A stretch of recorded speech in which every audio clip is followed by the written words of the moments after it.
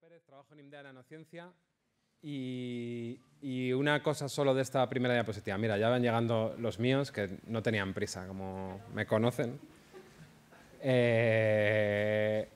Una sola cosa de esta diapo, ¿vale? IMDEA Nanociencia, si no lo conocéis, primero estáis invitados a conocerlo, venid a verlo cuando queráis.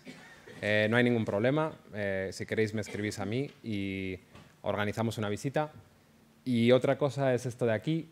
Somos el centro, hasta donde yo sé, más joven y más pequeño que tenemos el Centro de Excelencia Severo Ochoa. ¿Vale? Además, tenemos dos seguidos. O sea, que es un sello, yo creo que indiscutible de que estamos haciendo más o menos las cosas bien. Y ahora, respecto a la charla, Nazario puso esto así según organizaba materiales avanzados en nanociencia y yo no lo he cambiado. Entonces, no tenía pensado contaros solo lo que hacemos nosotros, sino contaros primero un poco de materiales, en concreto de grafeno y nanotubos, con un poquito de detalle más en plan clase, que a lo mejor ya os lo sabéis. Si os lo sabéis, podemos ir más deprisa, y si no os apetece, nos lo saltamos y vamos directamente a mi investigación. Pero yo creo que muchas veces hablamos de que qué bien este material, qué bien este otro material, y en realidad no lo conocemos muy bien, o no sabemos por qué tiene esas propiedades tan guays que tiene, etc. Entonces, ¿os parece bien que empecemos por la parte...? Perfecto. Materiales avanzados. Estas sí que me las puedo saltar porque ayer han salido ya bastante. Pero por contexto un poquito otra vez, nano es muy chiquitito, ¿vale?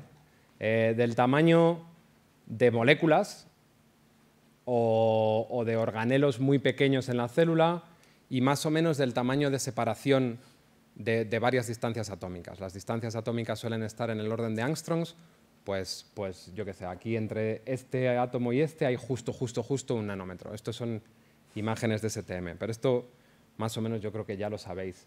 Esta tampoco hace falta, pero por repasar, cuando uno se va a nano, cambian las propiedades completamente y cambia por dos efectos. El de Nazario ayer mencionó más esto, ¿vale? El incremento del ratio superficie frente al volumen. Esto hablamos bastante ayer, pero de lo que hablamos un poquito menos es de los efectos de confinamiento. Los efectos de confinamiento quiere decir que los electrones, cuando están en una cosa tan pequeñita, de dimensiones nano, no tienen muy claro si están en un material masivo o si están en una molécula, en un grupo de átomos, en un clúster, ¿vale? Entonces se comportan un poquito entre medias, tienen estados electrónicos definidos, ¿vale? Luego vamos a ver con un poquito más de detalle en los nanotubos. Y como tienen estados electrónicos definidos, pues por ejemplo pueden tener color, ¿vale? Y color que depende del tamaño. El oro, evidentemente, todos los conocemos como dorado, pero cuando tú tienes estos efectos de confinamiento electrónico, pues lo puedes tener de todos los colores. Luego veremos en la charla de Andrés que no solo del tamaño, sino también de la forma, etcétera, etcétera. O sea, que tiene mucho que ver con el tamaño y la forma de las nanopartículas. Vale, estas generales. Esta no salió ayer y creo que es importantísima, ¿vale? Por la misma naturaleza de lo nano, es una de las pocas veces en ciencia en que nos hemos juntado todos, básicamente, ¿vale? Los físicos hacen nano, los químicos hacemos intrínsecamente nano porque hacemos moléculas, los ingenieros tienen que ayudarnos a hacer nano porque hay un montón de tecnología que hace falta para la nano, pero además las aplicaciones, o muchas de las aplicaciones, son en medicina, la siguiente ponente trabaja en farmacia, en la Complutense, etcétera, etcétera. Es una de las pocas veces que ha habido esta confluencia de distintas áreas científicas. Y vamos allá con el grafeno, ¿vale? El grafeno, que es el bálsamo de Fierabras del momento, ¿no? Parece que lo va a curar todo, vale para todo, para electrónica, para medicina, para todo. ¿De dónde viene todo este jaleo? ¿Y está justificado o no está justificado? Formas alotrópicas del carbono, uy, qué mal se ve ahí, pero bueno. Cerodimensionales, el fulereno, monodimensionales, los nanotubos y tridimensionales, el grafito, ¿vale? Esto era lo que había antes de que se descubriera el grafeno. Grafeno es una de las capas de grafito. Lo descubren, bueno, no lo descubren, insisto, había ya un montón de papers anteriores hablando de monocapas de grafito, etcétera, etcétera. Pero lo aíslan y lo caracterizan muy bien, especialmente las propiedades de transporte, Heim y Novoselov en 2004 publican un paper en Science, ¿vale? Ellos lo llaman, no sé si habéis oído hablar de eso, pero un Friday Afternoon Experiment. Es decir, cuando ya no tienen nada que hacer de lo que les da de comer, ayer hablábamos de la ciencia que nos da de comer y de la ciencia arriesgada, cuando ya han terminado con esto, se ponen a hacerlo del grafito porque piensan que igual es interesante. Apelar grafito a ver si pueden aislar cristales bidimensionales. Antes de eso, es el último de los alótropos del carbono, digamos, nano. El primero son los fullerenos, que los descubren en 1985 Kuhl, Kroto y Smalley, que eran básicamente gente que estaba interesado en la química de las estrellas.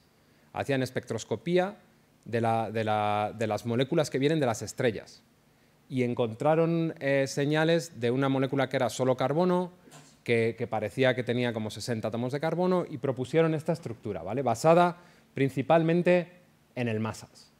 Y luego en el 91 Iijima, que es básicamente, es porque todavía está activo, un microscopista, ve en el microscopio de transmisión electrónica los nanotubos de carbono y los descubre estructuralmente, ¿vale? Luego hablaremos un poco de las diferencias entre uno y el otro.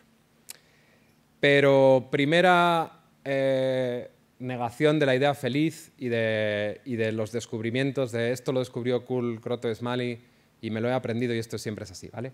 1985, C60, Buckminster Fullerene, en Nature, este es el paper que les lleva directamente al premio Nobel, ¿no? 1980, el nombre este ya os suena, Iijima, el mismo microscopista, observa en su microscopio TEM, no sé qué tal se ven aquí, pero si no se verán mejor en las pantallas digitales, estas partículas esféricas y nanométricas de carbono. ¿Vale? Está viendo lo que ahora conocemos como nanoonions y el centro de las nanoonions fullerenos, ¿vale? Es decir, 5 años antes ya había visto y había descrito estructuralmente fullerenos. De hecho, en el paper de 1985 no está referenciado este artículo, pero Iijima, personalmente, que es como yo descubrí el paper de 1980, no es que los conozca a todos, pero que estuvo hace poco en nuestro instituto y que comimos con él, me contó que Kroto lo llamó para preguntarle por este paper para poder hacer una estructura que tuviera sentido. Es decir, 5 años antes del descubrimiento que lleva el premio Nobel, hay como mínimo un paper donde se habla básicamente de lo mismo. Ahora, gran diferencia, y que justifica perfectamente que unos lleven el premio Nobel y otros no, hay una estructura propuesta y confirmada con datos experimentales perfectamente conocidos. No hay solo un veo esto y creo que es esto otro, ¿vale? Pero primer mensaje medio importante de la charla, de verdad que nunca hay nada, no hay firsts en science. Luego hablaremos de los tubos y veréis que tampoco Iijima es estrictamente el primero que los ve. Vale, pero estábamos hablando del grafeno. Primera cosa sorprendente del grafeno, primera cosa que justifica que todo el mundo se pusiera tan nervioso o tan contento con el grafeno. Es la posibilidad, o comprobar experimentalmente, que se puede hacer un cristal estrictamente 2D, es decir, con solo átomos en la superficie, con todos los átomos de superficie. Esto se pensaba que era inherentemente inestable, ¿vale? Por lo que hablábamos también ayer de las valencias libres, digamos. Los átomos no están contentos del todo cuando están en superficie y de hecho se pensaba que no se podía hacer un cristal 2D. Como se comprueba que sí que se puede, es una de las cosas que empieza a motivar, a excitar, digamos, a la comunidad científica. Pero lo más importante es que el paper, digamos, seminal, el paper que lleva a Heim y Novoselov al premio Nobel, no se titula aislamiento del grafeno, sino que se titula Electric Field Effect in Atomic. O sea, lo que hacen es caracterizar las propiedades de transporte del grafeno. Esto es lo que les hace distintos con respecto a todo el resto de gente que ya sabía que se podía adelgazar mucho el grafeno pelándolo. Luego también destacan esta otra parte de que son los two-dimensional atomic crystals, ¿vale? Ahí ya con muchos otros. Uno de los más rápidos, 2004 el paper seminal, 2010 premio Nobel. Es de los más rapiditos que ha habido y yo creo que con buen motivo, ¿vale? Es muy evidente muy pronto que es un material extraordinario. Esto lo sabéis, ¿no? Lo pelan con celo, con Scotch tape, sin más, ¿vale? Las minas de grafito, cuando pintas, también dejan grafito muy delgado que tiene propiedades, si es suficientemente delgado, parecido al grafeno. Este es el aspecto que tienen en un microscopio óptico y una de las cosas que a mí personalmente más creo que me flipa, creo que es la palabra técnica, es el cambio de contraste tan grande que hay con capas incluso de un solo átomo. Que lo puedas ver a ojo. De hecho, si tú coges un cristal de cobre y un cristal de cobre donde has crecido grafeno en un CVD, los distingues a ojo, a simple vista, ¿vale? Y es por el cambio en el índice de refracción. Es el mismo efecto que hace un poquito de aceite en un charco, que se ve súper bien y es una capa muy finita, pero exagerada. Entonces, primera cosa que a mí me parece llamativo y que tiene que ver con el cambio de índice de refracción en este caso. Son cristales, ¿vale? Son cristales donde incluso se puede distinguir cuál es la dirección de la estructura. Los que son armchair, que es digamos, el hexágono, bueno, aquí se ve bien, o regular, se verá mejor ahí. Y aquí el zigzag, se ven perfectamente, son cristalitos, y son cristalitos estrictamente monodimensionales y con una... igual intentamos arreglarlo. Y con una sola dimensión, ¿vale? O sea, que comprobado que sí que se puede hacer esto, de tener cristales estrictamente monodimensionales. Se pueden soportar sobre nada, porque los otros estaban sobre óxido de silicio, entonces, primera pregunta es, esto no es estrictamente un 2D crystal, sino que lo tienes soportado. Se pueden hacer freehanging y los puedes ver perfectamente. Se pueden doblar en algunos sitios, puedes obtener imágenes de efecto TEM, o sea, de transmisión electrónica doblándose y ver lo que se doblan. Es estable por sí mismo.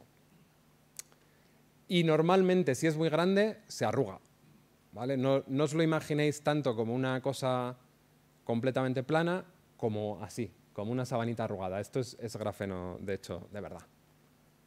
Vale, y ahora, los superlativos. ¿Por qué parece que va a ser bueno para todo y en todos los campos? Evidentemente es lo más delgado que se puede hacer, es un átomo, ¿vale? Ya más delgado de un átomo, imposible.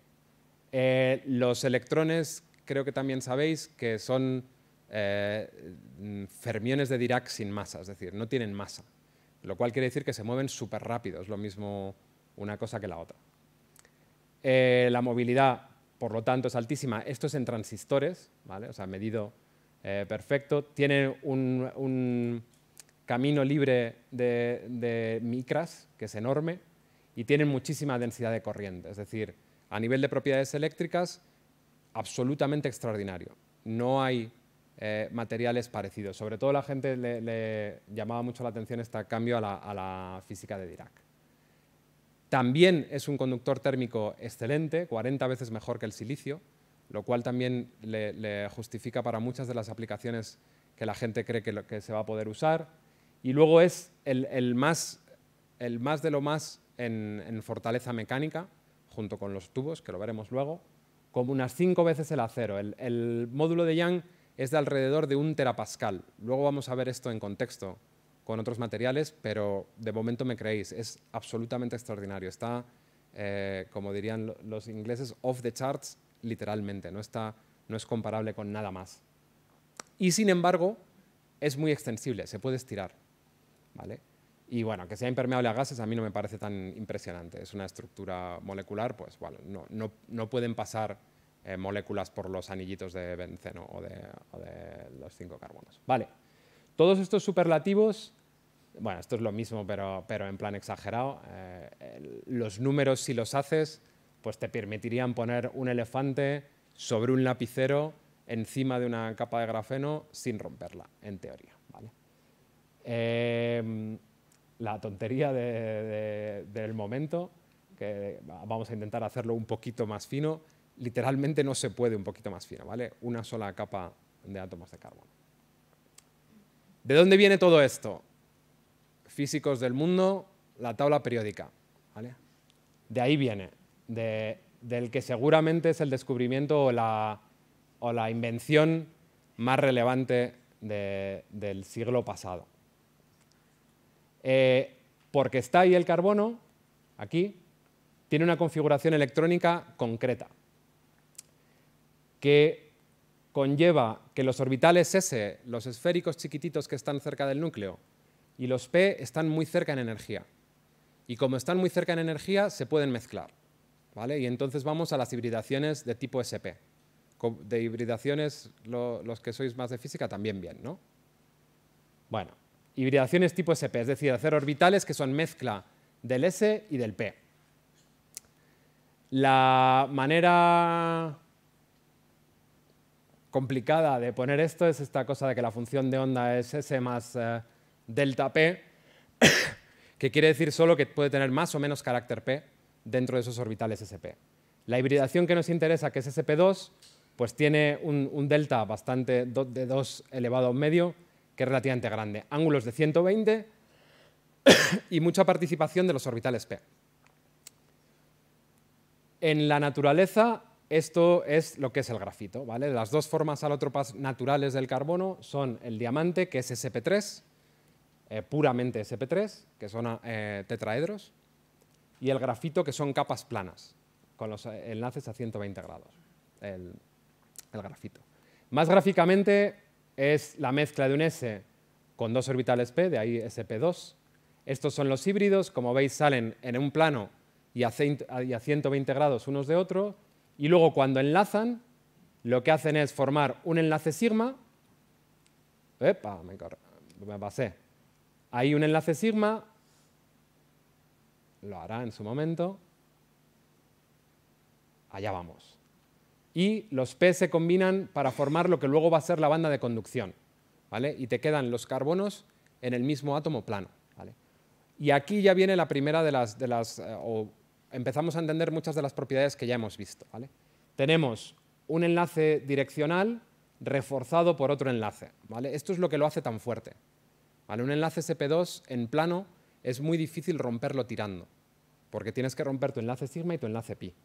Y luego todas las propiedades de transporte vienen de que estas nubes pi están súper deslocalizadas, entonces tiene mucha posibilidad de conducir, digamos, electrones. Y veremos que además por otra cosa más, que es un poquito más complicada, por lo menos para mí. Pero del sp2, digamos, viene todo. La estructura electrónica del grafito, que es el padre, digamos, el padre macroscópico del grafeno, se entendía ya súper bien, ¿eh? En los 50, al principio de los 50, se entendía súper bien.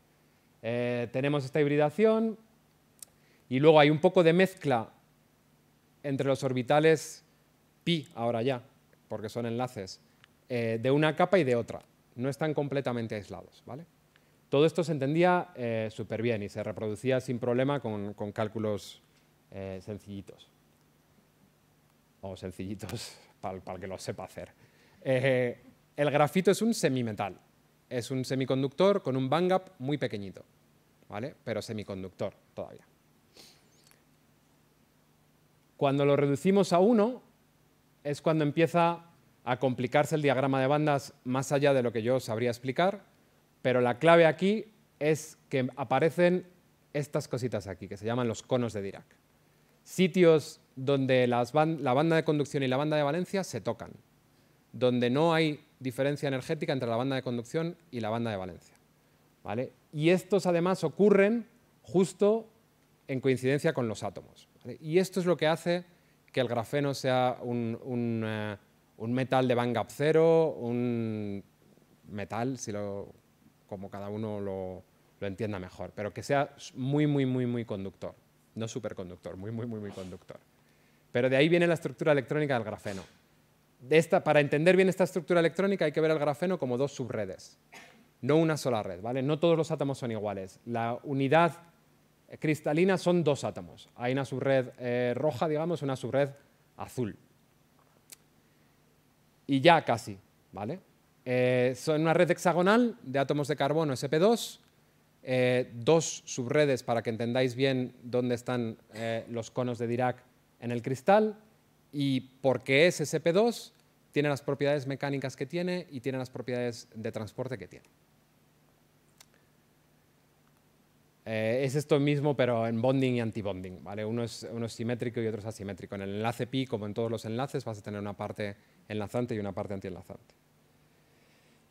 Y luego lo más excitante, de nuevo, es el asunto de los conos de Dirac, que es de donde viene lo de los massless Dirac fermios. Primer transistor de grafeno y primera decepción, supongo, para los que no lo hubierais visto en el paper original, ¿vale? Ni siquiera es grafeno-grafeno, son 5 capas. Es grafito muy delgadito, ¿vale? Pero 5 capas. Y los contactos son, pues comparado con lo que hacemos ahora, poco menos que una chapuza. Se ve perfectamente que es un Friday Afternoon Experiment, ¿vale?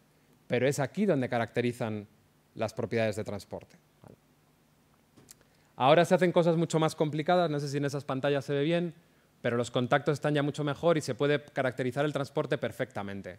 Si no tienes ningún dopaje, que es casi imposible, obtengas como obtengas el grafeno, normalmente tienes algo de dopaje, te va a salir tu cono de Dirac en 0 de gate voltage, en 0 voltaje de puerta.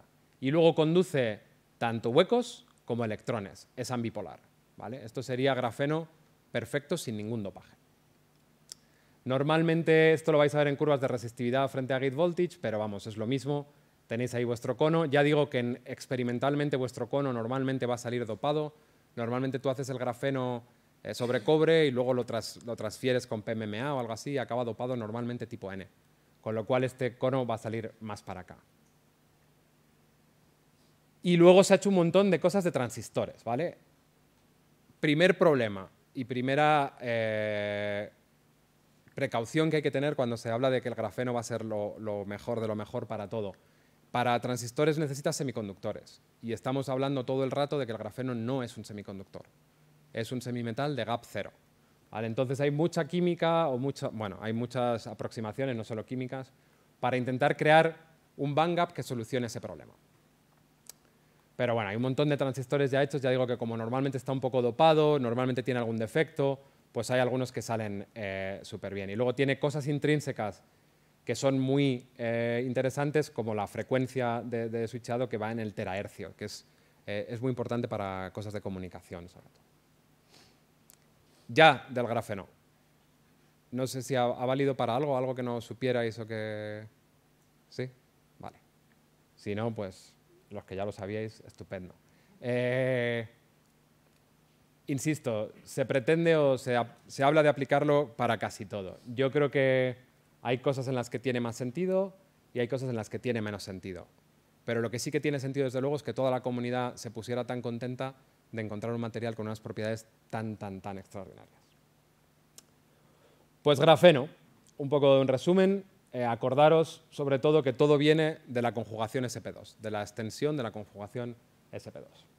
Y ahora nanotubos, que esta va a ser mucho más corta porque lo vamos a entender súper bien con lo que ya hemos hecho del grafeno. Son tubitos monodimensionales de capas de grafeno. Los primeros que ve Ijima en el 91 son multicapa, ¿vale? Ve este tipo de estructuras.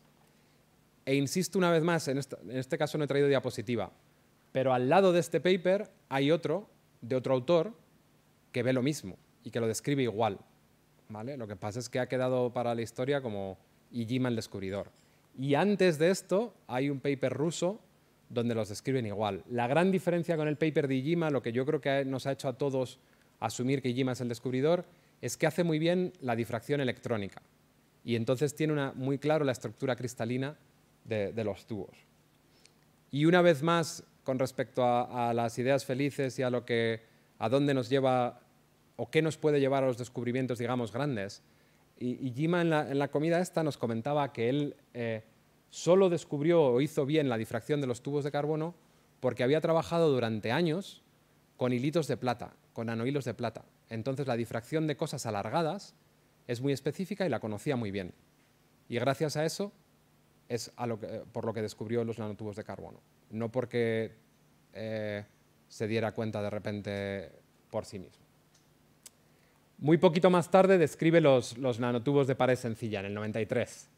Y al 99 me parece que es, o es también 93. 93 también es la primera vez que se sintetizan, digamos, adrede, ¿vale? Ijima miraba mezclas de lo que se llama de carbon soot, de hollín, de mierdecilla que sale al darle una descarga muy grande a electrodos de carbono. La estructura es como el grafeno, pero enrollado, ¿vale? Entonces, lo único que cambia es que tenemos los vectores alrededor de los cuales vamos a enrollar los tubos. Y esos nos llevan a estos numeritos de aquí, que son las quiralidades, que están relacionados directamente con el diámetro de los tubos y con sus propiedades electrónicas, ¿vale? La mayoría son semiconductores y son metálicos si cumplen estas condiciones, que n y m son iguales o que n menos m dividido 3 es un número entero. Básicamente, estos son los armchair, ¿vale? Y los zigzag. Y todos los demás son quirales y, por lo tanto, semiconductores. Semiconductores, además, con un bandgap muy bien definido. Es decir, lo que le faltaba al grafeno, lo que decíamos que había que introducir en el grafeno, ya lo tienen los tubos, ¿vale? Y todo el resto también, porque tienen esa conjugación sp2 que tenía el grafeno. Cosa única de los tubos que los hace súper atractivos, al ser monodimensionales, tienen una densidad de estado de esta forma, ¿vale? Un material masivo es como un continuo en densidad de estados. Un material que tiene ya confinamiento tiene como escalones. Una molécula o algo completamente confinado tiene estados discretos, es decir, a una sola energía. Y los tubos tienen como estos piquitos, que se llaman singularidades de Van Hoff. No bajan a cero, si os fijáis, es decir, que tienen estados a partir de donde empiezan, tienen estados en todos lados, pero tienen densidades muy altas a energías muy concretas, ¿vale? Lo cual les hace todos los que son semiconductores con un bandgap muy definido, tienen color, no son negros. El polvo es negro porque están mezclados muchas quiralidades, pero no son negros. Unos son verdes, otros son morados. Son fotoluminiscentes y son intrínsecamente semiconductores, porque tienen todas estas transiciones posibles. Kataura se preocupó en relacionar toda esta relación entre el bandgap y el diámetro, que se entiende muy bien. Se entiende muy bien el espectro de absorción, que como veis tiene bandas muy bien definidas, no es aburrido como el del grafeno, que es plano, sino que tiene bandas muy bien definidas y se sabe muy bien a qué transición corresponde cada una. Uno de los problemas o de las ventajas, cada uno que lo vea como quiera, de los tubos cuando se obtienen es que se obtienen como una mezcla de un montón de quiralidades, ¿vale? Y una de las cosas que ha cambiado en los últimos años es que tú ahora puedes comprar o colaborar con gente que te da quiralidades purificadas muy, muy bien solo. Pero incluso en Aldrich tú puedes comprar, la mayoría de la química que os voy a enseñar nuestra, puedes comprar 6,5 purificados muy bien purificados, ¿vale? Está muy, muy desarrollado ya esto. Pero como veis son fotoluminiscentes. Este no sé por qué no tengo la referencia, pero es un Science de 2002 de Weissman que es, yo creo que una de las cosas que más lanzó el campo. Usamos mucho el Raman, la espectroscopía Raman, para caracterizarlos porque nos dice un montón de cosas. Esto que se llama aquí radial breathing modes son el breathing de los tubos, como la respiración de los tubos, y nos van a hablar del diámetro. La banda D, que también la tiene el grafeno, por eso no he enseñado el Raman del grafeno, porque esto es lo mismo más, está relacionada con el número de defectos sp3, con cuántos carbonos no estén dentro de esa red conjugada sp2. La G son las vibraciones laterales y va a estar relacionada con dopaje, etcétera, etcétera. Y aquí está G', a mí me gusta más llamarla 2D porque es un segundo orden de la D. También va a estar relacionada con el dopaje electrónico. Es decir, con una sola espectroscopía obtenemos un montón de información. Y luego propiedades eléctricas, pues como es como el grafeno pero con bandgap, todo lo bueno del grafeno más un bandgap muy bien definido, lo cual los hizo desde muy pronto candidatos para las cosas sobre todo de transistores. Hay por ahí relativamente reciente, pero ya no muy nuevo, yo creo que es 2019 o algo así, un ordenador entero basado en nanotubos y que funciona. Problema, que la tecnología actual de silicio ya está en transistores tan pequeñitos que no se pueden hacer mucho más pequeños con tubos. Ahora mismo están por los 4 nanómetros ya, o sea que no se puede miniaturizar mucho más. Posibles aplicaciones, todo lo del grafeno más todo lo que requiera un bandgap. Yo creo que esto nos interesa mucho, pero propiedades mecánicas igual, como es sp2, una barbaridad. Nunca se han podido medir muy bien el módulo de Young entre 1 y 5 terapascales. O sea, muy, muy, muy, muy, muy, muy grande. Y todo el resto, pues, absolutamente extraordinario porque sigue siendo una red SP2. De lo que hablábamos ayer del hype y luego la decepción y todo esto, cuando se descubren los tubos de carbono, yo creo que hubo incluso más hype que con el grafeno. Se hablaba de hacer ascensores hasta la Luna con tubos de grafeno, se hablaba seriamente, no en plan... O sea, American Scientist no es divulgación amarilla, digamos, era medio seria. Y mucha gente pensaba que era cuestión de tiempo, hacer un ascensor hasta la Luna con tubos de carbono. Es una idea que más o menos se ha abandonado, pero para que veáis hasta dónde llega la excitación de los científicos cuando descubren algo nuevo. Los tubos luego se doblan, igual que el grafeno. Entonces, son muy rígidos en cuanto al módulo de Young, pero como son tan largos, es relativamente fácil doblarlos. Y además es casi imposible que no tengan ningún defecto. En cuanto haya un anillo de 7, en cuanto haya un anillo de 5, en cuanto haya un carbono SP3, pues se dobla.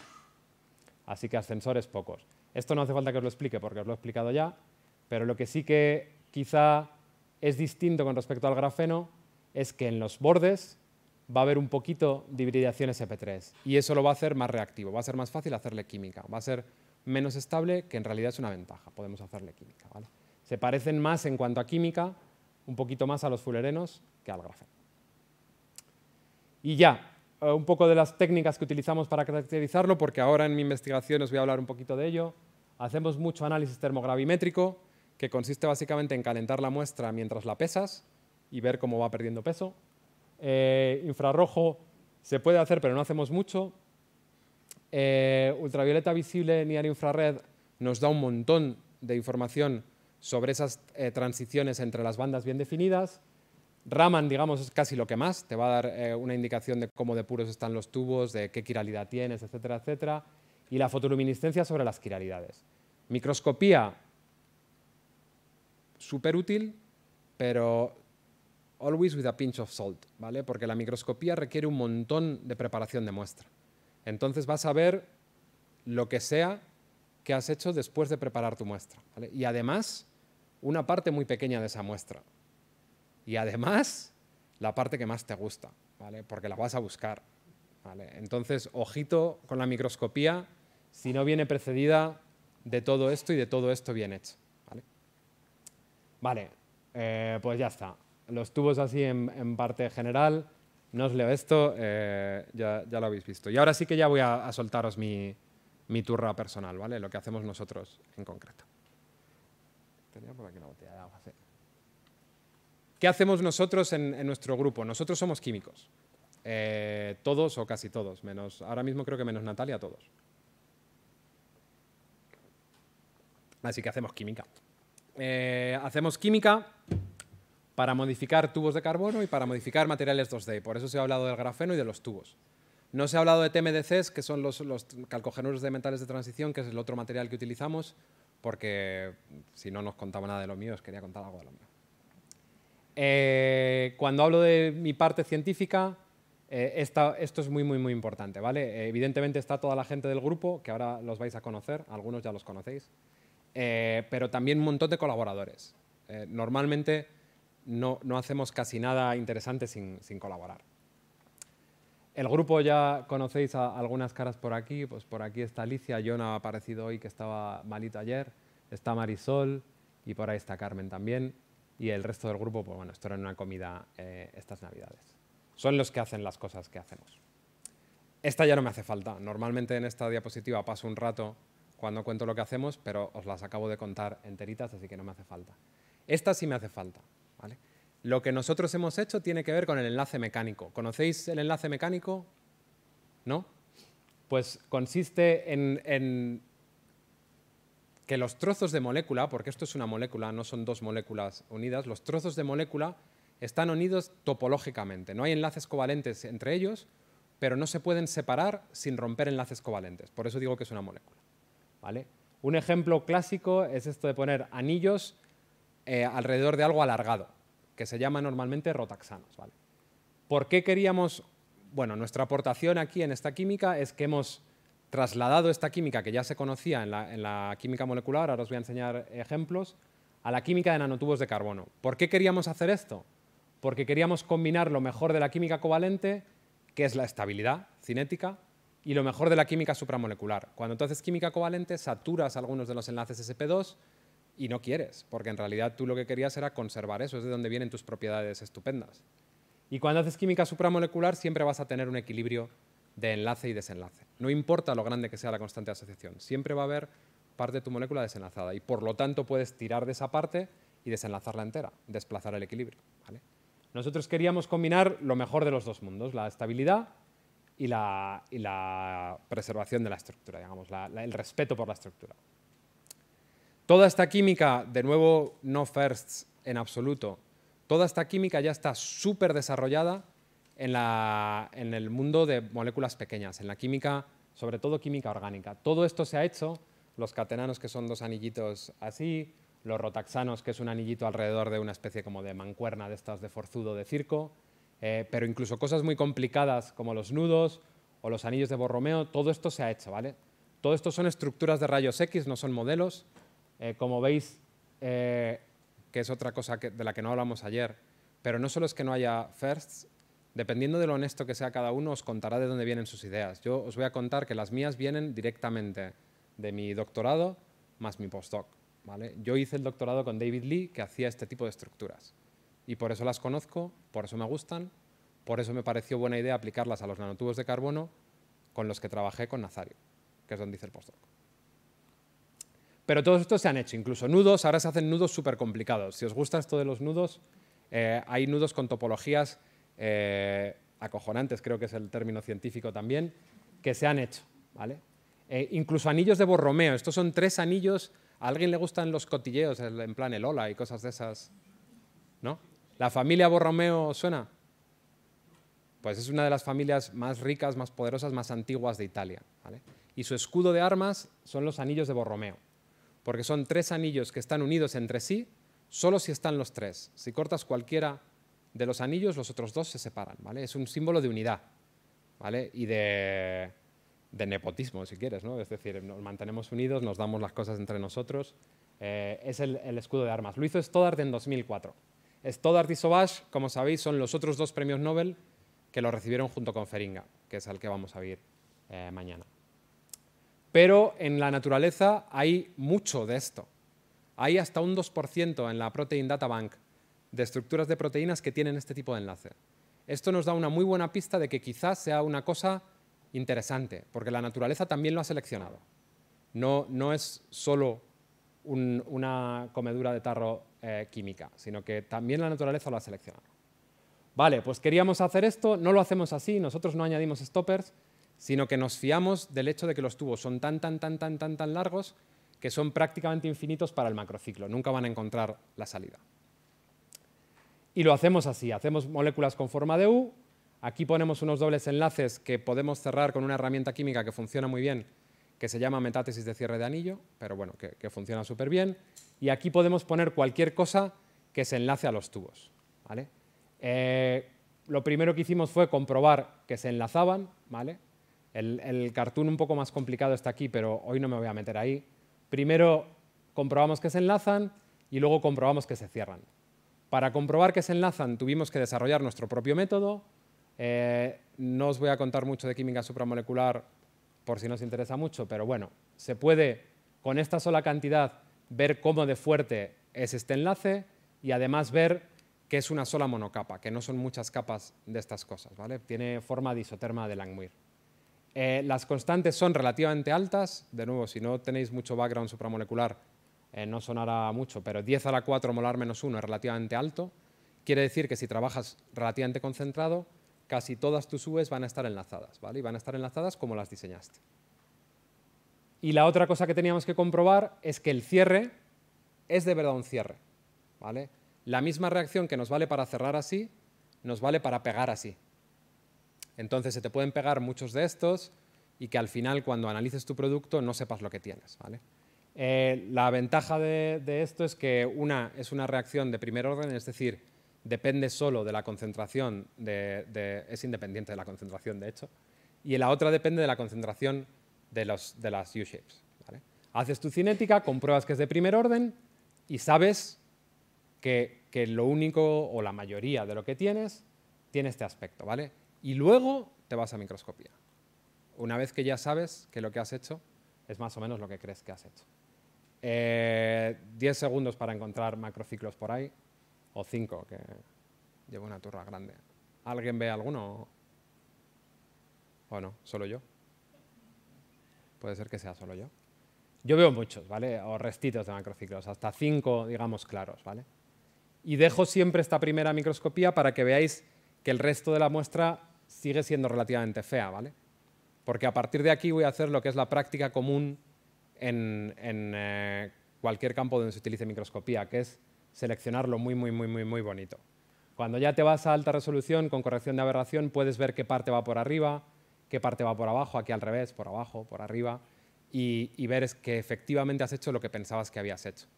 Si mejoras ya mucho y en la Complutense instalan un microscopio con corrección de aberración en el modo de imagen, pues llegas casi a resolución atómica. Aquí esto era con porfirinas y se ve el anillo con la forma que debería de tener, de caja, con las distancias que debería de tener. Entonces estás seguro de que has hecho lo que has hecho. Insisto, solo porque has hecho la caracterización anterior. No porque encuentres uno en tu muestra TEM, porque a lo mejor es el único. O a lo mejor lo has seleccionado durante preparación de muestra, ¿vale? Porque has hecho todo lo otro. Ahora, la verdad es que mola verlos así directamente. Vale, pues esto lo podemos hacer con cualquier cosa que se pega a los tubos y además aquí podemos poner casi cualquier cosa. Así que es una herramienta súper flexible. Y con una herramienta súper flexible uno quiere revisitar todos los problemas donde los tubos se estrellaron. Empezamos haciendo ascensores para la Luna y hemos acabado en que de momento no hay grandes aplicaciones para los tubos. Como tenemos una herramienta nueva, vamos a ver si esto vale para solucionar alguno de esos problemas. Uy, antes de eso, se pueden hacer de otras maneras, ¿vale? Nosotros con David González hemos hecho esta versión supramolecular que no sería enlace mecánico, ¿vale? Porque es supramolecular, son enlaces de hidrógeno, pero que se parece bastante. Con Eduardo Perís hemos hecho con metales, con ligand metal coordination, que esto sí sería enlace mecánico porque es un enlace de coordinación. Y luego, como 4 años después de que nosotros empezáramos a hacer esto, empezamos a recibir gente en nuestra familia, de lo cual estamos encantados, ¿vale? Porque es un poco rollo. Si tú eres el único que haces algo, te quieres convencer de que es porque has llegado primero, nunca has llegado primero, insisto, pero la otra posibilidad es que no sea interesante y por eso no lo hace nadie. Que a los pocos años empezar a hacerlo más gente, pues te gusta y te da confianza también en lo que haces. Los primeros fueron Miki y Oje en Japón, que hacían anillos muy rígidos y lo que hacen es meterlos directamente en los tubos, una caracterización súper convincente. Luego Fondelius lo hizo en Alemania con participación además de una doctoranda mía, de Julia, utilizando otro tipo de enlaces disulfuro. Y el último que se ha unido es Komatsu, también en Japón, que utiliza también Metal Ligand Coordination. Empezamos a ser una pequeña familia, ¿vale? Y segunda o tercera vez ya, o cuarta, no sé, que digo lo de no first, literalmente no first, ¿vale? Si haces cualquier cosa de estas de enlace mecánico, seguramente Stoddard lo ha hecho antes que tú. Y efectivamente en 2005, Stoddard, yo creo que con la misma idea que teníamos nosotros, intenta esto, pero lo hace en 2005, donde las muestras de tubos eran mucho peores y donde la microscopía electrónica no llegaba ni a la mitad de lo que os acabo de enseñar, como si no pasara nada, ¿vale? Entonces él se conforma con decir que son o cíclicos o acíclicos, que no sabe. Y por lo tanto, digamos que no se queda con el pastel de decir que lo ha hecho esto. Es decir, de hecho, él nunca habla de esto lo más mínimo. Pero en 2005 ya lo hacía. Yo estoy convencido, leyendo el paper, que muy buena parte de la muestra seguramente tuviera este aspecto. Un poquito antes de tiempo. No tenía los tubos adecuados. Vale, a las aplicaciones. Voy a ir súper rápido porque si no, no os cuento nada de 2D. Podemos modificar las propiedades electrónicas de los tubos, podemos añadir o quitar densidad electrónica. Para eso utilizamos una reacción de catálisis, pero vamos, es básicamente un benchmark para ver si añadimos o quitamos densidad electrónica. Aquí los tubos hacen de reservorio de electrones, si tienen más electrones deberían de ser más catalíticos, Si tienen menos, menos catalíticos. Hacemos un macrociclo que da electrones, uno que quita electrones, uno neutro de control y bueno, los caracterizamos. Esta es una de las fotos más bonitas que tenemos porque yo creo que hasta se ven los anillos de la antraquinona, pero los caracterizamos y probamos sus propiedades catalíticas. Hacemos nuestro Raman y vemos que efectivamente los que quitan electrones son los menos catalíticos, los que dan electrones son los más catalíticos. Es decir, podemos modificar la densidad de cargas en la superficie de los tubos. Insisto, sin hacer enlaces sobre ellos, ¿vale? Podemos utilizarlos también para catálisis. Es otra de las aplicaciones prometedoras de los tubos. Como todos los átomos son átomos de superficie, pues deben de ser muy buenos catalizadores. Lo son, ¿vale? Pero es difícil en general controlar esa catálisis. Nosotros aquí con María Jiménez, del CICUS, los hemos utilizado para la reducción de oxígeno. Ahora, de hecho, tenemos tanto la reducción de oxígeno como la evolución de oxígeno, las dos partes de la ecuación. Pero funcionan también bien. Otra cosa para la que son muy útiles es para colocar moléculas en sitios. Aquí es ya pura y simplemente el hecho de que tu molécula esté pegada al tubo. Hablábamos ayer, o hablaba David, de imanes moleculares, de single molecule magnets.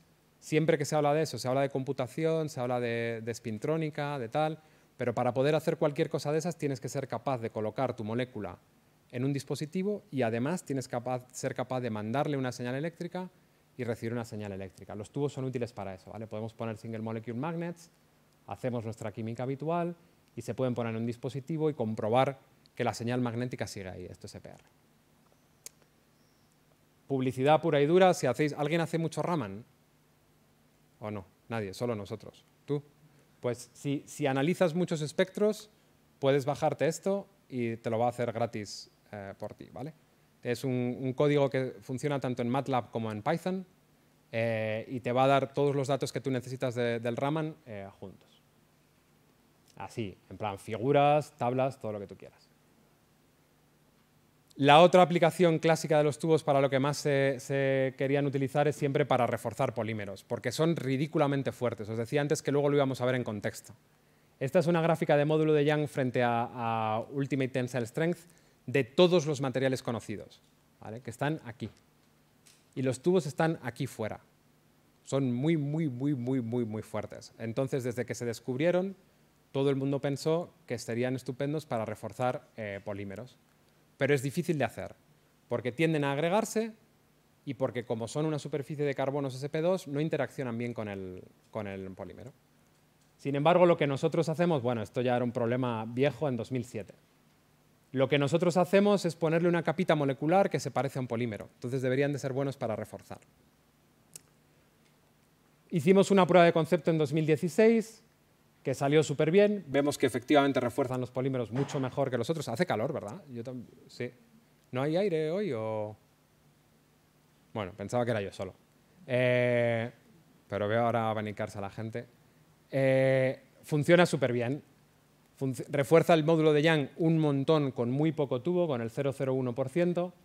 Y a partir de ahí empezamos a colaborar con una empresa danesa que nos llamaron ellos a nosotros por teléfono. Este es otro de los mensajes positivos que quiero dejaros sobre vuestra investigación. Muchas veces publicamos un paper y pensamos que esa es la muerte de nuestra investigación, que bueno, que a ver si me lo citan, como mucho. Pero hay otra gente, hablábamos ayer también de tecnología, que se preocupa de leer esos papers y que si piensan que tienen una posible aplicación tecnológica, probablemente os llamen y os digan, oye, vamos a empezar a estudiar esto. Ahora hacemos cosas mucho más complicadas, pero que bueno, tampoco funcionan tan bien, pero vamos, que es súper chulo, que es poner una capa de polímero, una capa molecular de polímero alrededor de los tubos. Y hacemos otras cosas que ya no os puedo contar el detalle, pero bueno, estos son polímeros de ion poliuretanos, pero para que veáis cuánto se puede reforzar, esto es un ensayo de desgaste con 3 newton. El poliuretano solo, como veis, hace una huella enseguida, se va al carajo, nada más que empieza. Con solo un 0,1% de tubos y 3 newton, puedes estar ahí hasta que tú quieras y no vas a hacer nada, no se va a desgastar en absoluto. Y con 15 newton, 5 veces más, vas a tardar un poquito en empezar a levantar virutas. Todo esto con un 0,1% de tubo, ¿vale? Con muy poco tubo. Aquí estamos aprovechando las propiedades mecánicas de los tubos casi al 100%. Tenemos algún otro ejemplo más cercano, digamos, a productos. Evidentemente todo esto lo hemos protegido, también hablábamos ayer de patentes. Y aquí es donde yo aprendí lo mal que yo hacía las patentes. Antes de esto tenía otra patente que tenía que ver con grafeno y era un desastre. La empresa sí sabe cómo hacer las patentes y ahora hacemos unas patentes estupendas, que cubren de verdad un montón de cosas, incluidas muchas cosas que no hemos probado, que son solo ideas. ¿Vale? Y ya, de los tubos. Voy a dejarme... Igual me doy un poco más de tiempo, porque como soy mi chairman, pero de momento voy bien también. De los tubos nada más, no os leo el resumen, porque ya os lo he contado. Y cambiamos de tema, así que... Uy, esto no os lo voy a contar. También sabemos meter cosas dentro de los tubos, pero no os lo cuento, que voy un poco lento. Como si empezáramos charla nueva, así que los que ya estuvierais cansados, descansáis que empezamos charla nueva. Lo único que soy yo el mismo speaker. Materiales 2D ya los conocéis, hay de todos los tipos, desde aislantes a metales, en lo que queráis, ¿vale? Un campo muy nuevo o que está llamando mucho la atención, mezclarlos, poner varios materiales de estos 2D en lo que los físicos llaman heteroestructuras de Van der Waals porque solo utilizan fuerzas de Van der Waals. Ponen uno encima de otro con fuerzas de Van der Waals. Ayer lo que nos enseñó Elisa de las células fotovoltaicas eran heteroestructuras de Van der Waals. Y bueno, los químicos lo que hacemos es herramientas para jugar con ellos, ¿vale? Primero, antes de jugar, hay que obtenerlos. Nosotros los obtenemos normalmente por exfoliación en fase líquida, que quiere decir que pones tu material en polvo en un disolvente y le das energía, normalmente con ultrasonidos. Obtienes copitos, que son una suspensión, con la que luego haces lo que quieras. Primer ejemplo del que os voy a hablar, y que tiene que ver con lo que os conté del grafeno, esa estructura del carbono que le da las propiedades tan guays que tiene el grafeno, desde el punto de vista químico, además es un rompecabezas estupendo, porque todos los carbonos son iguales, ¿vale? Entonces es muy difícil hacer química en el carbono que tú quieras. Y de hecho es muy difícil hacer química ya, punto, porque los carbonos sp2 son poco reactivos, ¿vale? Entonces, ¿un problema difícil? Pues una cosa interesante. Con nuestros amigos los físicos utilizamos, esto es en ultra alto vacío, con microscopía de efecto túnel, utilizamos el moiré que se les crea al crecer grafeno sobre rutenio para funcionalizar solo una posición dentro del moiré, ¿vale? Podemos hacerlo mucho mejor, saturando hasta el 92% de las posiciones y con un 98% de selectividad, ¿vale? Que eso es súper difícil teniendo en cuenta la estructura del grafeno. Ese es el método sofisticado, ¿vale? El método fácil, que esto lo hizo Alicia, es utilizar microemulsiones, simplemente una emulsión como la mayonesa, pero con las gotas más chiquititas, y aprovecharte de que dentro y fuera tienes distintos ambientes químicos. Hacer reacción fuera o hacer reacción dentro, podemos hacer las dos, ¿vale? Y con esto consigues un patterning con mucha menos resolución, pero súper fácil de hacer, ¿vale? De andar por casa, ¿vale? ¿Por qué quiere nadie hacer patterning, aparte del desafío químico? Para abrir el famoso bang gap que le faltaba al grafeno, ¿vale? Es bastante interesante. Respecto a la exfoliación líquida, ¿qué es lo mejor que sabemos hacer? Quitar la energía de ultrasonidos y utilizar microondas y un disolvente bastante volátil. Con esto podemos obtener copos muy grandes, grandes me refiero a micras, y muy finos, de 4 nanómetros para abajo, entre 3 y 4 capas, ¿vale? Por ponerlo en contexto, este paper de Andrés Castellanos, que es amiguete, reciente, donde puso, digamos, todos los resultados de exfoliación, nuestros resultados de exfoliación están aquí, ¿vale? Muy finos y muy grandes, no están cubiertos por ningún otro método. Y luego nuestra otra aportación, y aquí ya sé que a partir de aquí voy a ir rapidísimo, es a la química covalente de los calcogenuros de metales de transición. ¿Por qué quisimos aportar? Porque había un hueco. No había una reacción covalente que funcionara muy bien con el politipo semiconductor de los calcogenuros de metales de transición. Y los semiconductores es el que te interesa, no te interesa tanto el metálico. Para el metálico había mucho, para el semiconductor había muy poquito y además un poco oscuro. Se utilizaba esto de los tioles, que nadie sabía muy bien si rellenaban huecos de azufre o si se absorbían o qué pasaba, ¿vale? Entonces, lo que nosotros hicimos fue adaptar, de nuevo, no firsts, adaptar una reacción que se conoce súper bien en química de polímeros y en bioquímica a esta química, ¿vale? Las maleimidas, este tipo de moléculas, les encantan los azufres. Son lo que los químicos orgánicos llamamos un electrófilo suave. Y los azufres son un nucleófilo suave. Entonces se quieren un montón.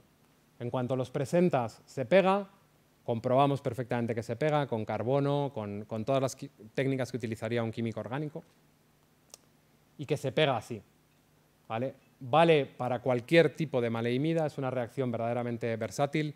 Si alguno trabajáis con calcogenuros de metales de transición y le queréis pegar algo, por favor, utilizadla. Sé por lo menos ya de 5 grupos, normalmente eran 4, ya sé de 5, aparte de nosotros, que lo están utilizando y todo el mundo está encantado, ¿vale? O sea que si trabajáis con calcogenuros, por favor, utilizadla. Y lo último que os voy a presentar es que hemos hecho de nuevo utilizar esa herramienta para algo que era muy difícil. Los físicos hacen sus heteroestructuras de Van der Waals poniendo una cosa encima de otra, pero les encantaría, eso es que son las 11 de pipí, ¿no? Sí, vale. Como ha empezado, como hay 5, tenemos tiempo de preguntas. Poniendo una encima de otro, pero les falta el método de conectar eso con cierto control, ¿vale? Y la química es el método, si quieres tener control a nivel molecular, ¿vale? Entonces, aquí lo que nosotros hicimos fue pegar la maleimida al disulfuro de molibdeno y luego con otro extremo reactivo para el grafeno hacer heteroestructuras, pero conectadas covalentemente, ¿vale? No os voy a contar la caracterización, pero es lo que decimos que es. Con el Raman podemos saber, primero, que el molibdeno disulfuro está funcionalizado, segundo, que el grafeno tiene más defectos donde está el disulfuro de molibdeno, es decir, has conectado covalentemente una cosa y la otra. Y de manera única, digamos, este es el único... Uy, madre mía, con lo fea que es esta música. Bueno, pues se me oye más a mí. Podemos conectar esto directamente en el device, directamente en transistores, y sobre todo yo creo que lo más destacable de aquí es en muchos transistores. No tenemos que ir de uno en uno, como le pasaba ayer a Elisa, que es mola para prueba de concepto, pero es muy difícil. Nosotros podemos hacer decenas y en principio centenas de estos a la vez, ¿vale? Esto le gustó mucho a la Real Sociedad Española de Física y nos hicieron un highlight y todo eso. Pero la clave aquí es que además añades un grado de control sobre tus propiedades electrónicas. Esto es nuestro dispositivo de grafeno inicial. Como veis, el cono no es tan bonito como cuando se mide con 0 dopaje, sino que no llega, digamos, a 0 del todo y que está un poco dopado. La molécula lo dopa tipo P, ¿vale? Y el disulfuro de molibdeno solo tipo N, con lo cual es la molécula la que controla fundamentalmente el dopaje. Todo está controlado por la interfase entre los dos, lo cual quiere decir también que cuando hacéis heteroestructuras de Van der Waals, de no ser que estén en contacto perfecto, probablemente vuestra interfase, las moléculas que queden ahí, etcétera, es lo que os controla las propiedades, ¿vale? Aquí por lo menos sabes lo que has puesto y lo controlas tú. Y ya, terminé.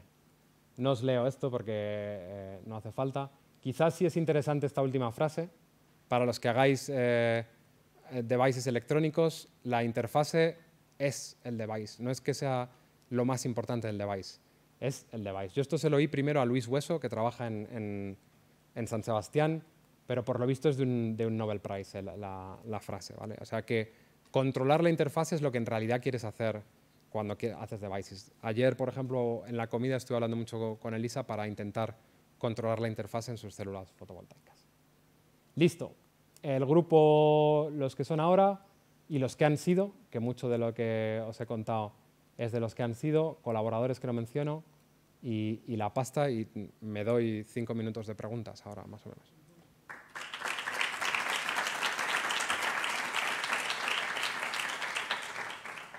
Sí las hay, claro, sí hay. Mira. Espera, que os doy el micrófono por si... Ahí sí que Andrés, si me echas una mano... Porque es que están grabando. ¿Pregunta? Sí. Muchísimas gracias, Emilio, para esa presentación. Tengo preguntas sobre anillos. Dale. ¿Cómo se mueven? Joder, qué buena pregunta. No lo hemos medido, pero lo hemos calculado yo creo que bastante bien. y lo que sale a mí me convence mucho, ¿vale? Se mueven de manera completamente libre. ¿Por qué? Porque independientemente de lo fuerte que sea la interacción con el tubo, es igual de fuerte aquí que aquí, ¿vale? Entonces no tienes que romper esa interacción para que se mueva. Entonces se mueven básicamente sin barrera. La única barrera que tienen es la corrugación atómica del tubo, que resulta en menos de... No sé qué idioma energético hablas tú, ¿que eres físico, químico? Uf, pues entonces no te lo voy a saber decir. Vale, pues en química 2 kilocalorías mol, es decir, poquísimo. ¿Vale? A temperatura ambiente, libre, gratis. ¿Vale? Se mueven así, gratis. Pero no lo hemos medido, ¿eh? Nos encantaría medirlo, pero no sabemos cómo. Y lo hemos pensado lo mejor que sabemos, pero no sé. De momento no hemos podido medirlo experimentalmente. Hola, bueno, me ha gustado mucho la charla, la verdad es que lo que hacéis está muy bien. Me ha llamado la atención la aplicación catalítica de los nanotubos que has comentado. ¿Cómo es? Porque, o sea, me llama la atención la comunicación electrónica que hay entre el nanotubo y el anillo. El anillo, digamos, que está funcionalizado con electroreceptores o electrodadores. Sí. ¿Cómo es esa...? O sea, ¿es charge transfer a través del espacio? ¿Cómo es? Si lo induces con fotones, es transferencia electrónica, ni siquiera de carga, fotoinducida. Eso sí lo hemos medido con Dirk Guldi en Alemania. Pero ahí yo creo que seguramente será una transferencia de carga relativamente bajita. En Raman, de hecho, lo que nos sale es un dopaje leve y que es a través del espacio porque están en contacto de Van der Waals. Es que los anillos estos están a 0,30 y pico nanómetros de la pared del tubo. Están en distancia de Van der Waals. Entonces, una transferencia electrónica a través del espacio. Qué muy curioso eso. ¿Más preguntas? Buenas, muchas gracias por la charla. La verdad, tengo dos preguntas cortillas. Una, has dicho uno de los métodos de exfoliación que utilizáis, el que has dicho que está en el mejor rango y tal. Has comentado que es con microondas en disolución. Sí. Mi pregunta es, vale, ¿consigues copos grandes? Pero ¿cómo de limpios están estos copos? Tan limpios como lo mejor posible, no completamente limpios, ¿vale? Aquí lo que utilizamos es acetonitrilo para intercalar entre las capas. Ese es el disolvente que hacemos, digamos, hervir muy rápido con el microondas.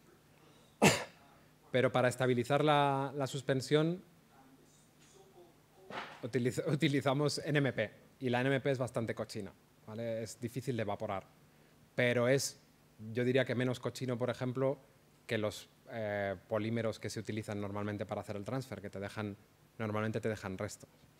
O sea, que es relativamente limpio. Vale, gracias. Y la segunda pregunta es, me ha parecido súper interesante lo que hacéis de meter moléculas básicamente para tener el control de conexión con la intercara, en plan meter enlace covalente. Pero me ha surgido la duda también de nosotros cuando lo ponemos, al final quieras que no, el hecho de que tengas una capa en contacto con la otra hace que haya interacción entre esas dos capas. ¿Eso hasta qué punto lo estás perdiendo? Cuando metes, o sea, entiendo es que ya no estás en contacto. Del todo, ¿vale? Lo que lo estás cambiando es por una interacción que vas a controlar mucho mejor. O sea, estás perdiendo la interacción de Van der Waals. Si te interesa y sabes seguro que lo que quieres es interacción de Van der Waals, adelante, haz tu heteroestructura de Van der Waals. Pero si no lo tienes tan claro y quieres utilizar todas las herramientas de la química orgánica, que son muchas, a lo mejor te vienen mejor. Por ejemplo, y de nuevo, de lo que hablaba ayer con Elisa, de hecho, para sus heteroestructuras les vendría bien tener una capa de aislante entre medias. Una molécula orgánica va a ser un aislante. Además, la vas a poder hacer más larga o más pequeña. La vas a poder hacer conjugada o no conjugada. Vas a poder hacer muchas cosas. Esto es lo primero que hemos hecho, ¿vale? Pero se te abre toda la química a cambio de una parte pequeña de la química supramolecular. Entonces vas de fuerzas de Van der Waals a toda la química orgánica para ti. Si quieres fuerzas de Van der Waals, esto te lo va a separar, va a perder esa comunicación. O sea, por ejemplo, en el momento, toda lo que es la twistrónica o cosas así, que al final es lo que provoca una capa en la otra, eso no lo puedes tener, ¿no? No, Twistronics yo creo que me ha salido la última vez que he dado una charla de esto y evidentemente se te pone en la cabeza como un bombo pensando si podrías alinear esas cosas medio bien, ¿vale? Primero, creo que químicamente va a ser muy difícil, y segundo, seguro que perderías esa hibridación entre las dos capas, que es lo que permite que eso se convierta en superconductor, etc. Me temo que para Twistronix no vamos a poder aportar nada. Vale, muchas gracias. Ojalá que sí, no lo sé. Muchas gracias. Vamos, venga. Bueno, son dos preguntas un poco relacionadas con lo que ha comentado ella. Lo primero, en cuanto al proceso de foliación que comentáis, ¿luego eres capaz de extraer un solo copo para luego transferirlo a algún sitio, pensando a lo mejor en montarlo en un dispositivo? Yo no. ¿Vale? Pero, por ejemplo, la microscopía esa que te he enseñado óptica es una deposición sobre óxido de silicio sin más, ¿vale? Y contactarlo a partir de ahí es trivial. Pero haces un drop casting y lo que caiga ha caído, ¿no? Eso es. O sea, es un poco a la estadística de lo que sale, ¿no? Eso es. Lo único que, como tienes muchos, tu estadística es muy facilona. Es decir, va a ser mucho más fácil que coger un copo por exfoliación mecánica. Tú puedes, desde tener tus electrodos ya hechos y echar de esto y ver dónde hay y dónde no hay, hasta contactar después el copo porque lo has localizado. Como son de micras, puedes contactarlo después. O sea, yo pensaba precisamente en algo del estilo, si quieres medir propiedades de transporte, a lo mejor te interesa saber que entre tus contactos solamente hay un copo, para que no estés midiendo el efecto de barrio en paralelo. Eso se puede hacer. Ya te digo, yo no lo sé hacer, mis colaboradores físicos sí. Vale. Y luego, bueno, otra pregunta rápida. Has comentado que con las moléculas puedes regular la distancia entre las capas.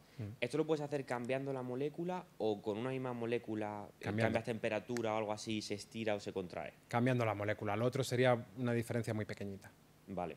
Tú sí, cuando calientes va a vibrar más, va a ser un poquito más separado, pero es cambiar la molécula. Pero no hay una que se despliegue o algo así. No. Vale. Muchas gracias. Venga, hay una pregunta por ahí y acabamos. Sí, me voy a ir cortando a mí mismo. Luego habrá tiempo para hablar con Emilio si tenéis dudas sobre algo, seguro. Y no es porque sea mi propio chairman, es que ayer yo creo que nos sobró tiempo para comer. Yo creo que todos estamos de acuerdo que no... O sea, por eso el resto de charlas van a ser igual. Vamos a preguntar hasta que queráis, casi.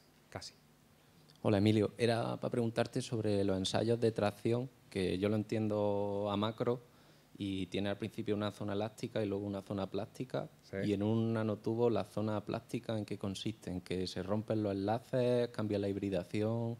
No hay un ensayo de tracción con tubos solo, ¿vale? Lo que te he enseñado son composites de plásticos reforzados con tubos, ¿vale? No se ha podido tirar todavía de un solo tubo y romperlo. Así que la respuesta fácil es no lo sé, cómo sería, ¿vale? Las propiedades mecánicas que te he dicho normalmente vienen de hacerlos vibrar, si están medidas, o más, la mayoría, de cálculos. Como es relativamente fácil hacer modelos tight binding de tubos, calculan las propiedades. La forma que tendría esa curva, pues yo supongo que parte plástica casi no habría. O sea, que sería muy rígido hasta que rompiera. Ya, quizás podéis cogerlo con una FM, que lo han hecho con el ADN, ¿no? Pero yo supongo que eso lo habría hecho ya gente si fuera fácil. O sea, que cómo lo coges de manera... Es súper rígido. Cómo lo coges de manera... El ADN es que es muy, muy suavecito, pero tú puedes tirar un poco del tubo, pero no lo vas a romper. Vale. Gracias.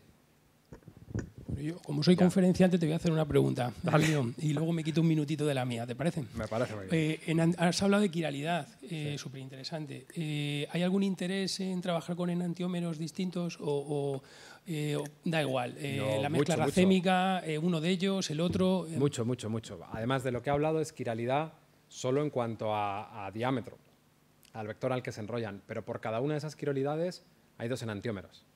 Y hay mucho interés en hacer eso, y una de las cosas más flipantes que está pasando en el mundo de tubos es que ahora se separan se pueden separar con relativa facilidad, y la gente te puede pasar muestras, microgramos, para hacer espectroscopía enantioméricamente puros. Vale. Y yo creo que todo lo que eso implique todavía no se conoce porque se acaban de separar. Yo creo, en el campo de metamateriales, que tener 2 enantiómeros que absorben luz circularmente polarizada, ahí hay un mundo seguro por explorar. Pues hay un montón. Muy bien. Vale. Muy interesante, gracias. Bueno, pues pasamos al próximo speaker. Venga, un aplauso.